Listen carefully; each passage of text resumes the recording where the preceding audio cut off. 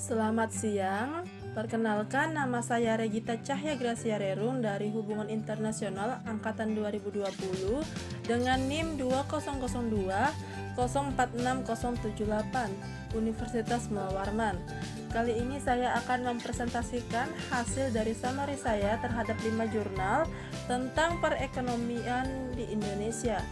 Pada jurnal yang pertama tentang pengaruh investasi asing dan investasi dalam negeri terhadap pertumbuhan ekonomi Indonesia. Pertumbuhan ekonomi Indonesia sendiri merupakan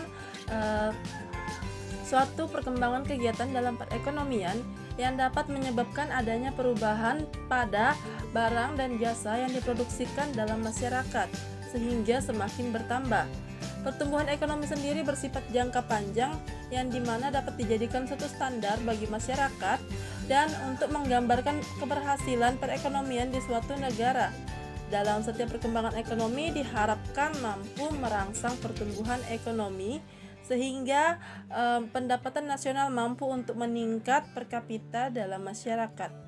Menurut Harold Domar, pada teori-teori yang dihasilkan mengatakan bahwa ada beberapa syarat-syarat yang harus dipenuhi agar mencapai pertumbuhan ekonomi yang tangguh atau steady growth dalam jangka panjang, seperti adanya investasi, yang dimana investasi dapat dilakukan dengan penanaman modal baik di dalam negeri maupun di luar negeri. Kemudian pada jurnal yang kedua tentang perkembangan konsumsi dan penyediaan energi dalam perekonomian Indonesia. Dalam menjalankan kegiatan perekonomian Indonesia, energi adalah suatu kebutuhan pokok, baik yang digunakan pada kebutuhan konsumsi maupun untuk kegiatan produksi di berbagai sektor perekonomian. Dapat kita lihat bahwa Indonesia merupakan negara yang kaya akan sumber daya energi, baik yang tidak terbarukan maupun yang terbarukan. Misalnya saja Indonesia kaya akan adanya energi fosil seperti minyak bumi. Namun dengan adanya masyarakat atau penduduk yang tidak bisa untuk mengelola SDE yang dimiliki, sehingga kondisi ini membuat ketersediaan energi fosil khususnya di minyak bumi semakin langka, sehingga menyebabkan Indonesia menjadi net importer minyak dan turunan minyak bumi. Jadi, konsumsi energi di sektor industri itu pernah mengalami yang namanya peningkatan pada periode 1990 sampai tahun 2008 sebesar 7% per tahun. Dalam perindustrian terdapat beberapa jenis energi yang dikonsumsi, misalnya saja batu bara, biomasa, listrik, dan gas, serta berbagai bahan bakar. Kemudian pada tahun 1990 sampai tahun 2005, energi yang paling banyak dikonsumsi adalah energi bahan bakar dan paling rendah untuk listrik.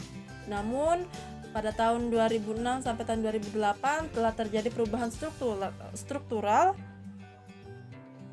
dengan konsumsi sektor industri yang mulai dari tertinggi hingga terendah, yaitu batu bara, gas, bahan bakar, biomasa, dan listrik.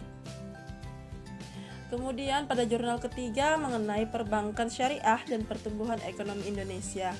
Hubungan antara sektor keuangan dapat diartikan sebagai peningkatan volume, produk dan jasa perbankan dan lembaga-lembaga intermediasi lainnya, serta transaksi keuangan di pasar modal. Dan pertumbuhan ekonomi sendiri telah lama menjadi objek penelitian dalam bidang ilmu ekonomi pembangunan. Perkembangan sektor keuangan sendiri dapat berpengaruh terhadap pertumbuhan ekonomi, begitu pula dengan sebaliknya. Dengan adanya perbankan syariah dalam sistem perbankan nasional di Indonesia, diharapkan mampu mendorong perkembangan perekonomian nasional. Dengan adanya jurnal ini dapat kita simpulkan bahwa perkembangan perbankan syariah dengan pertumbuhan ekonomi memiliki hubungan yang kuat. Hal ini dapat kita lihat dari pertumbuhan perbankan syariah di Indonesia yang mampu untuk mendorong ekspansi ekonomi yang tinggi melalui bentuk-bentuk produk dan layanan yang sesuai dengan syariah. Kemudian pada jurnal yang keempat mengenai hubungan ekspor-impor, nilai tukar rupiah dan tingkat inflasi terhadap cadangan devisa di Indonesia. Devisa dianggap sebagai sumber pendanaan yang paling penting bagi Indonesia yang digunakan untuk melaksanakan pembangunan nasional. Cadangan devisa juga dapat menjadi indikator yang penting untuk melihat pencapaian suatu negara untuk dapat melakukan perdagangan internasional dan untuk menunjukkan kualitas fundamental perekonomian suatu negara. Hubungan ekspor dan cadangan devisa dapat dilihat dari kegiatan ekspor, sehingga suatu negara akan memperoleh sejumlah uang yang diakumulasikan dalam valuta asing atau biasa disebut dengan istilah devisa, yang sangat penting dalam sumber pemasukan negara. Kemudian hubungan impor terhadap cadangan devisa adalah impor yang dapat ditentukan oleh kemampuan dalam menghasilkan berbagai produksi yang mampu bersaing dengan hasil produksi di luar negeri. Kemudian hubungan nilai tukar dengan cadangan devisa menunjukkan bahwa semakin kuatnya perekonomian negara yang bersangkutan, maka dapat memperoleh lebih banyak devisa. Tujuan dari adanya kegiatan ini untuk mengetahui dan menganalisis pengaruh ekspor-impor, nilai tukar rupiah, dan tingkat inflasi secara simultan dan parsial terhadap cadangan devisa di Indonesia. Manfaatnya adalah untuk pemberian informasi terhadap cadangan devisa Indonesia sehingga dapat memberikan masukan yang dapat meningkatkan cadangan devisa di Indonesia. Kemudian jurnal yang terakhir mengenai dampak COVID-19 terhadap ekonomi di Indonesia. Seperti yang kita ketahui, di penghujung tahun 2019, tepatnya di bulan Desember, sebuah insiden yang berasal dari Wuhan, Cina, dan diduga sebagai kasus pneumonia yang tidak diketahui etiologinya, sempat menghebohkan dunia. Penyebaran virus ini sangat signifikan dan banyak menyebabkan kematian, sehingga virus ini telah terjadi baik di Cina maupun di negara lain. Dan WHO pun mengidentifikasikan virus corona ini sebagai darurat kesehatan masyarakat yang ditetapkan pada tanggal 30 Januari tahun 2020. Akibat dari adanya penyebaran pandemik ini, perekonomian di Asia Pasifik akan mengalami penurunan yang akan lama. Dampak ekonomi dari epidemi ini sangat signifikan di banyak negara, misalnya saja pada pertumbuhan ekonomi, Provinsi Gingseng yang pada triwulan 1 diproyeksikan tumbuh 2,1%, akan tetapi mengalami penurunan sekitar 0,4 poin, 0,2% dan 1,3% pada kuartal saat ini. Kemudian di tahun 2020, COVID-19 menjadi incaran besar bagi masyarakat Indonesia setelah kasusnya meningkat pesat. Pemerintah pun mengeluarkan beberapa kebijakan untuk menangani pandemi COVID-19.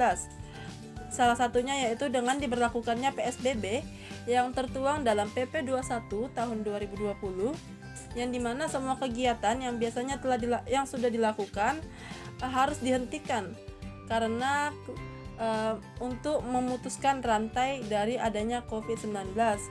Semua kegiatan industri dan perkantoran ditutup sementara. Tidak hanya itu, bentuk nyata yang dapat kita lihat adanya terjadinya PHK di mana-mana dan banyaknya karyawan yang dirumahkan, dan bahkan pun ada beberapa perusahaan yang terancam bangkrut. Dengan ini pemerintahan mengeluarkan kebijakan untuk menghadapi wabah COVID-19 yang sedang marak. Kebijakan-kebijakan yang dikeluarkan pun memiliki pengaruh positif langsung maupun yang tidak langsung. Salah satunya mungkin penurunan pertumbuhan ekonomi di Indonesia. Baik, demikian presentasi yang dapat saya sampaikan. Mohon maaf apabila ada kesalahan. Kurang lebihnya saya mohon maaf dan saya ucapkan terima kasih atas perhatiannya. Selamat siang.